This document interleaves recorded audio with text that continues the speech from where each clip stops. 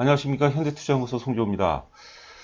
시장의 절대 권력 삼성전자가 상세를 이어가면서 시장 생태계가 다양하고 이제 많이 변하고 있는데요.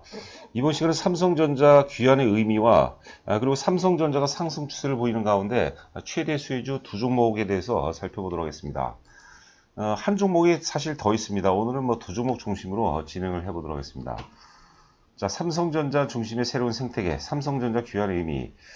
첫 번째는 외국인 수급이 지금 급변하고 있습니다. 지금 이제 어제 같은 경우도 이제 한 9,200억 순매수를 했고요. 우선주 포함하면 1조를 넘게 순매수를 했죠. 오늘도 한 3천억 가까이, 2,800억인가 순매수하고 있는 그런 모습인데, 제가 전에도 한번 말씀드렸는데, 사실 그 5월 18일 이후서부터 이제 삼성전자 외국인 순매수 기조가 이어졌거든요. 계산해 보니까 대략 한 3조 4천억 정도 순매수를 했는데, 요번에 이제 그 올해 초서부터 특히 이제 코로나와 함께 외국인들이 팔았던 규모가 대략 한 7조 원대 매도를 했는데요. 기본적으로 이후서부터 최소한 한 4조 원 정도 이상은 충분히 추가 순매수할 가능성이 높지 않을까 생각이 되면서 아울러서 이제 그 삼성전자 중심으로 시장 형태, 시장 어떤 그 생태계가 재편될 가능성이 높다고 봅니다. 자, 두 번째 시장 주도주 변화를 보면요. 이게 지금 궁극적인 흐름은 아니고요. 삼성전자가 이제 오랫동안 사실 그 숨고리 과정 속에서 지금 도약하는 그런 모습인데요. 잠시 후에 우리가 차트 비교를 해보도록 하겠는데, 뭐 현대차, 이런 거 대형 제조주들 있죠. 뭐 조선도 그렇고, 뭐 철강도 그렇고, 차트 완성도가 상당히 높거든요. 이 차트 완성도가 높다는 것은 수급 체계가 갖춰져 있고, 거기에 시장의 어떤 그 명분 정도만 제시가 된다면 충분히 상승 가능성이 있는데, 기본적으로 1차적으로 이런 그 대형 제조주 같은 경우는 삼성전자와 동행 혹은 이제 흐름을 같이 한다 이렇게 보시면 될 것 같아요. 그리고 이제 그 마지막으로 제일 궁금한 거죠. 상승 기간이라든가 목표가. 이거는 이제 저희가 어제도 제가 말씀드렸는데 기본적으로 최소한 한 2주에서 3주 정도 동안은 상승세가 이어질 가능성이 높겠고요. 이 정도 규모라면 보통 주 기준으로 이제 그 역사의 최고점이 62,800원인데요. 제가 63,000원을 제시하는 이유는 최소한 이제 아무리 못해도 62,800원 고점은 돌파한다. 그리고 그 이유를 우리가 좀 바라봐야 되지 않을까 생각됩니다. 자, 그리고 이제 그 약속드린 것처럼 삼성전자 귀환의 최대 수혜주 두 종목을 선정해 봤는데요. 기본적으로 삼성전자하고 가장 밀접한 종목군을 우리가 살펴볼 필요가 있을 것 같아요. 보통 이제 그 삼성이 지분 출자한 기업들이 그 반도체 관련 중에서 이제 SFA라든가 동진세미캠, 뭐 솔브레인, 원익 IPS 이렇게 네 종목 정도가 있는데요. 동진세미캠은 주가가 이제 너무 많이 올랐기 때문에 사실 실전에서 우리가 매수로 접근하기가 만만치가 않거든요. 그리고 솔브레인 같은 경우는 지금 이제 기업 분할을 앞두고 있기 때문에 거래가 지금 안 되고 있습니다. 그래서 그러고 보면은 이제 그 두 종목이 남았는데 그 SFA 반도체하고 그다음에 원익 IPS도 굉장히 좋습니다, 여러분들. 원익 IPS도 뭐 조만간 이제 방송을 통해서 또 소개해 드리도록 하겠고요. 자, 그리고 이제 그 삼성전자의 동행, DB 하이텍을 또 오늘 소개를 해 드리는데 그 삼성전자와 하이닉스와의 관계는 틀립니다. 이것은 서열이 정해져 있어요. 그 하이닉스를 보유하고 계신 분이라면 저는 지금도 삼성전자 쪽으로 이제 교체하는 것이 맞다고 봐야 되겠고 DB하이텍은 이제 카테고리가 좀 틀리죠.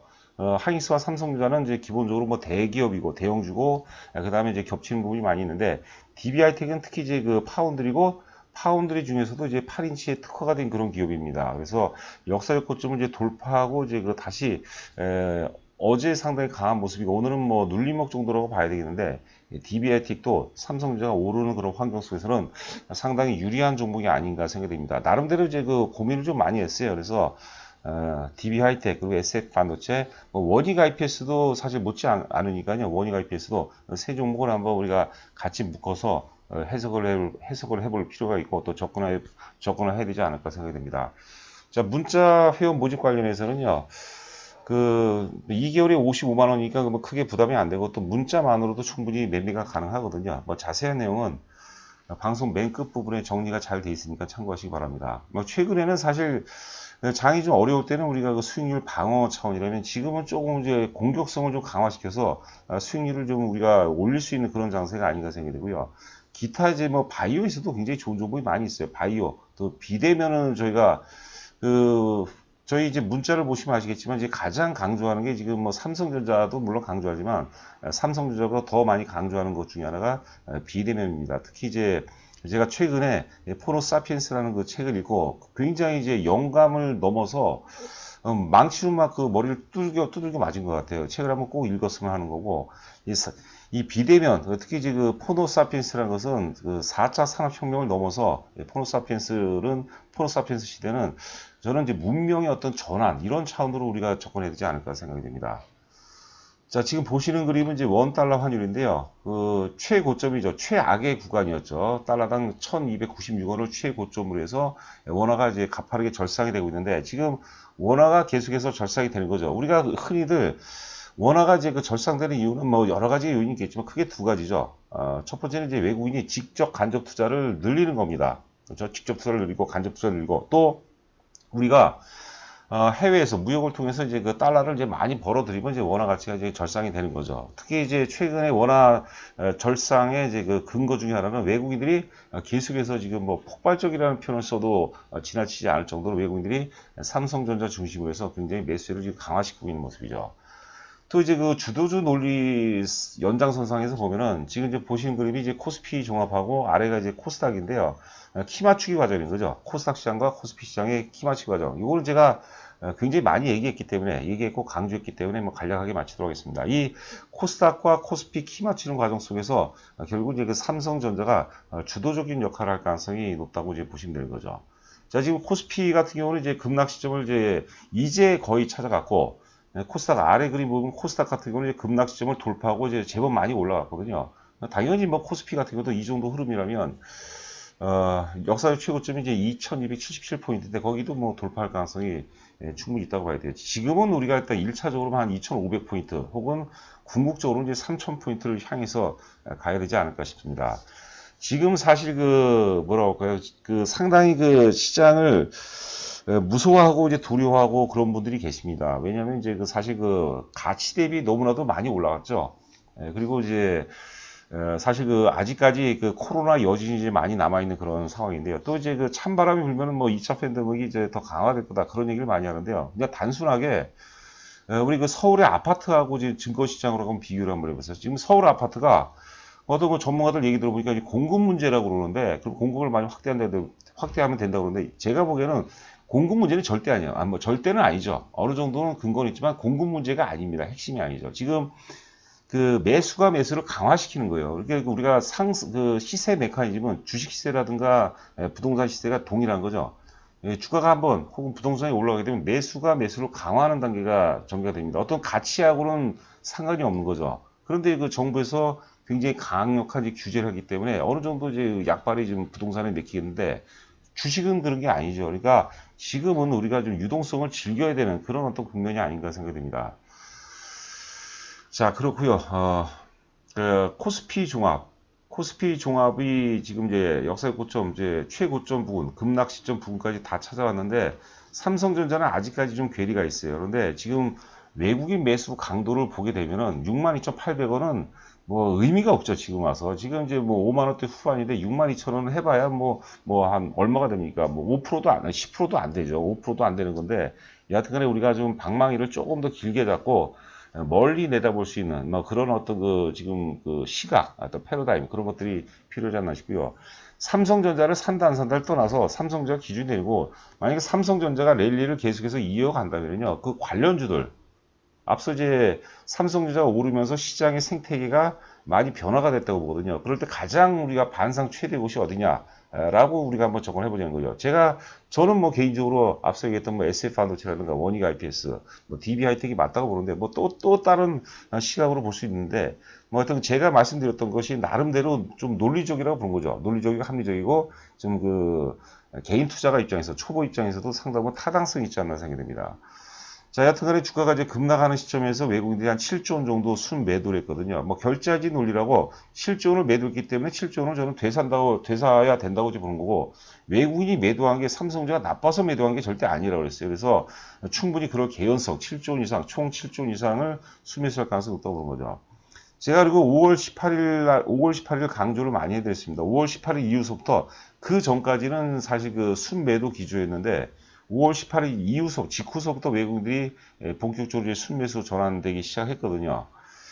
자, 그래서 지금 3조 4천억 정도 순매수했는데, 앞으로도 한 4조 정도는 순매수한다고 봐야 되겠죠. 제가 그래서 그거를 나름대로 어떤 개량화시켜서 외국인들이 앞으로 4조 정도 매수하게 되면 삼성전자의 목표치가 얼마 정도 나올까? 한번 그런 것들로 저희가 좀 요즘에 그 회의 중에 있거든요. 그래서 좋은 데이터가 나오고 자료가 나오게 되면 또 유튜브를 통해서 여러분께 소개를 해 보도록 하겠습니다. 그러니까 지금 63,000원 의미는 없어요. 63,000원 제가 오르기 전에 또 했던 얘기고, 그 가격대 돌파하고, 지금 이제 기본적으로 이제 우리가 7만원 넘어서를 이제 봐야 하는 게, 보는 게 현실적이지 않나 싶습니다. 자, 그리고 고점 62,800원 고점 위에 42,000원대까지 급락을 했는데요. 하여튼 주가 하락이라는 것은 주가 하락은 상승의 에너지원입니다. 하락은 상승 파동의 결정적인 에너지원이 되는 거죠.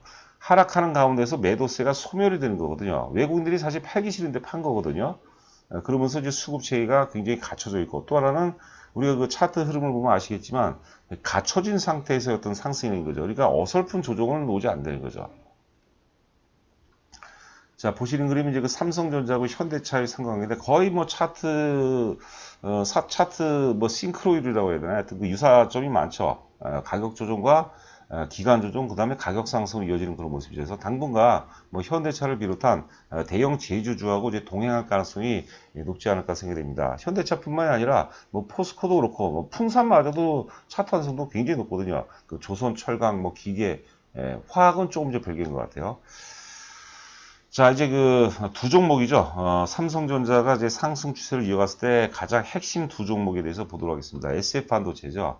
지금 이제 2015년도 기준으로 역사의 고점을 잡았는데, 이게 옛날에 SF 반도체가 STS 반도체였어요. 이게 그 홍라이어스하고 관계된 회사로 알고 있는데, 여하튼 간에 지금 그 SFA에서 인수한 기준으로 따지면 역사의 고점을 이제 돌파한 모습이죠. 지금 뭐 6,000원대 초반 정도가 되는데, 제가 이제 그 뭐 유튜브에서도 많이 말씀드렸습니다. 하여튼 그 SF 반도체는 기본적으로 10,000원을 보고 우리가 뭐 10,000원을 목표해서 투자를 해야 된다. 그리고 파동론으로 따지면 지금 이제 5파동에 해당되는 겁니다. 5파동. 1, 2, 3, 4, 5파동이 있기 때문에 또 이 5파동의 목표치가 대략적으로 계산해 보면 한 10,000원 가까이 나오거든요. 뭐 그런 관점으로 지켜보시기 바라고요.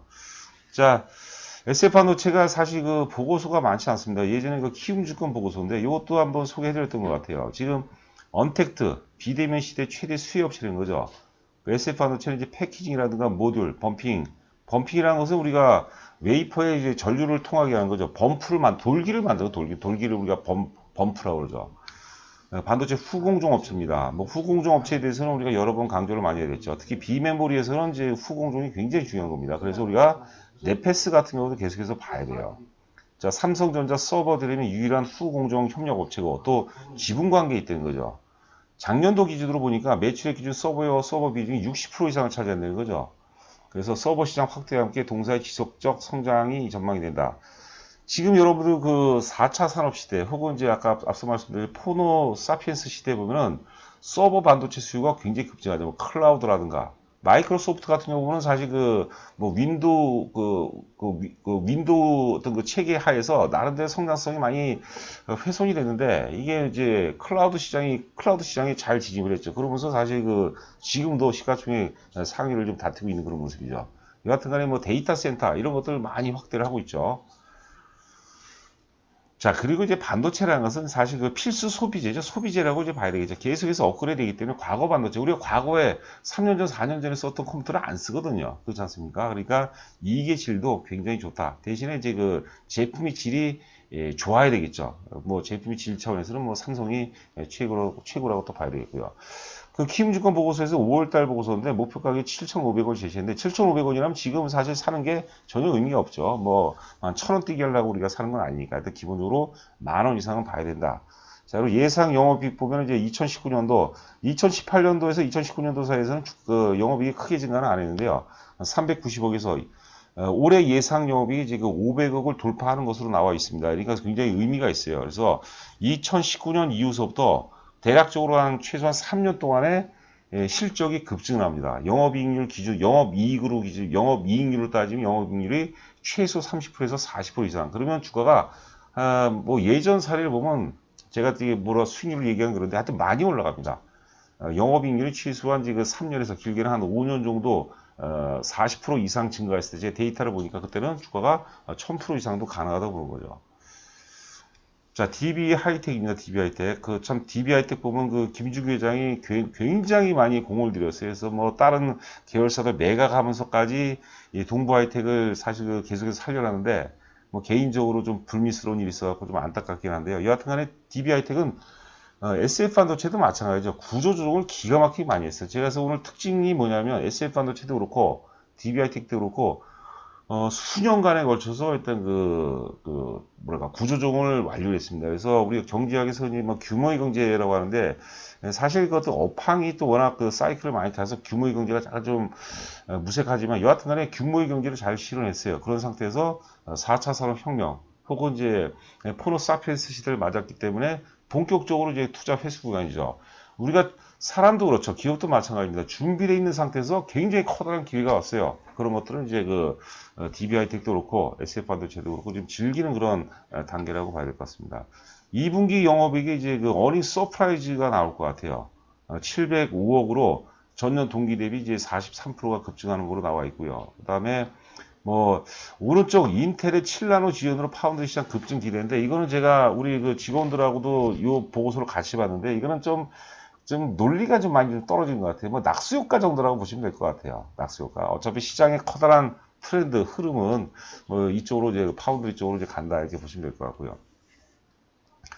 자, 영업이익 기준으로 보시게 되면 이제 2018년도에 그 1130억, 그리고 2019년도에 1810억 많이 증가했죠. 주가도 좀 많이 올랐고, 올해 예상 영업이익이 지금 상당히 위기 상황에도 불구하고 대략 한 2,500억인데, 이 정도라면은 제가 보기엔 충분히 가능성이 있다고 봅니다. 그리고 DB하이텍도 또 다른 이제 보고서 보니까 PBR이 사실 PBR이 2005년 기준으로 따지면 1.600밖에 안 돼요. 퍼가 한 700밖에 안 되기 때문에, 또 그 보고서 보니까 그 신한투자 쪽 보고서가 제가 보기에는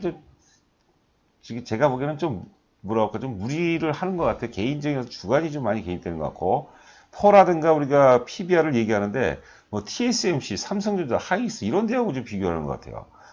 말이 안 되는 거죠. 퍼라든가 PBR이든가 이제 뭐 PER이 낮다는 것은 저 PBR, 혹은 PBR이죠. 가치 대비는 저평가되어 있지만 시장에서 인기가 없다는 겁니다. 그것도 문제가 있는 거예요. 못 오른 이유가 있는 거죠. 근데 지금 시장이 요구하는 것은 성장성이에요. 테슬라가 여러분들 PBR이 얼마가 될 것 같아요? 퍼가 얼마 될 것 같아요? 말도 안 되는 거죠, 사실. 이런 거는. 자, 그리고 이제 앞서 말씀드린 바와 같이 원익 IPS도 굉장히 좋습니다. 그래서 뭐 내일이 될지 모레가 될지 하여튼 제가 지금 뭐 이쪽으로 이제 시장의 스포트라이트가 모이고 있고, 또 이쪽에서 우리가 나름대로 또 수익을 도모할 수 있기 때문에 자주 좀 업데이트를 좀 해드릴 것으로 제가 약속을 드리고요. 하여튼 현대투자 문자형 관련해서는 2개월이 55만 원이면 뭐 물론 이제 부담스러운 분도 계실 겁니다. 뭐 그런 제가 문자도 받고 그러는데 좀 아쉽지만 어쩔 수 없는 거고요. 하여튼 저희가 뭐 그렇다고 단기 매매하거나 무리한 매매를 하지 않거든요. 펀더멘탈, 그리고 특히 주도주 논리에 근거해서 저희가 이제 정보를 제공해 드리기 때문에 수익률을 일단 많이 내야 되겠죠. 하지만 또 이전에 어떤 성공 투자에 대한 어떤 좋은 영감, 이런 것들을 좀 얻어 나갈 수 있지 않을까 생각합니다. 오늘 하루도 고생 많으셨고요. 저는 또 내일 여러분들 찾아뵙도록 하겠습니다. 감사합니다.